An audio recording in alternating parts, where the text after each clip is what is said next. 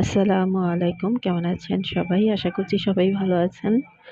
আলহামদুলিল্লাহ আমরা ভালো আছি। তো মেয়েকে দেখতে পাচ্ছেন, ওকে ফটো তুলতে নিয়ে আসছি স্কুলের জন্য। তারপর তো বাসায় চলে আসলাম। এই তো আজকে তো ফ্রাইডে। এখানে পোলাও চাল ধুয়ে নিয়েছি আর চিকেন নিয়েছি। এখানে একটু মুরগি দিয়ে বিরিয়ানি রান্না করব।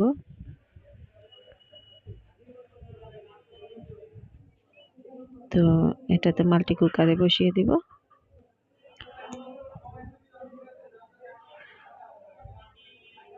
তো কে কেমন আছেন? আজকে তো ফ্রাইডে।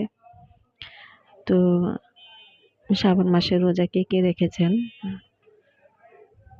আমরা তো রোজা রেখেছিলাম। রোজার সেই ভিডিওটা এখনো আপলোড করিনি, মানে ইফতারির যে ভিডিওটা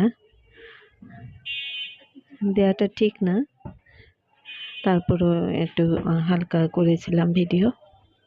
তো যাই হোক, এটা আজকে তো ফ্রাইডে। তো মাংসটা ভালো করে কষিয়ে নিলাম। কষিয়ে এখানে চালটা দিয়ে দিলাম। পোলাও চালটা তো আগেই ধুয়ে রেখেছিলাম। এটাকে ভালো করে কষিয়ে নিব। তো কষিয়ে পরিমাণ মতো পানি দিয়ে দিলাম। তারপর আস্তে আস্তে হয়ে যাক এটা। মা আর মেয়ে খাবো, এই তো। আর এটা দেখতে পাচ্ছেন, এটা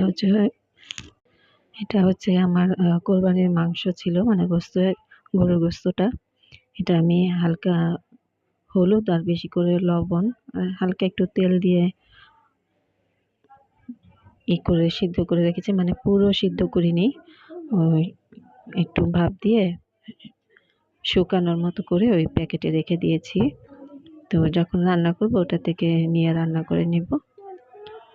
তো এই তো আমার বিরিয়ানিটা হয়ে গেল, মুরগির বিরিয়ানি।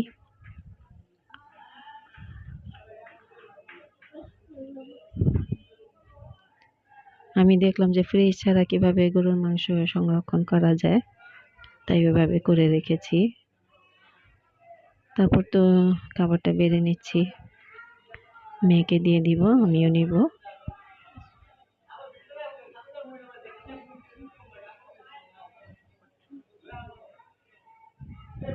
আমার মেয়ে বলছে অনেক গরম আম্মু।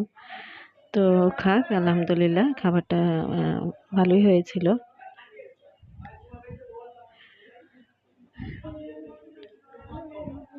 তো আলহামদুলিল্লাহ খাবারটা ভালো লেগেছে, খেয়ে নিলাম।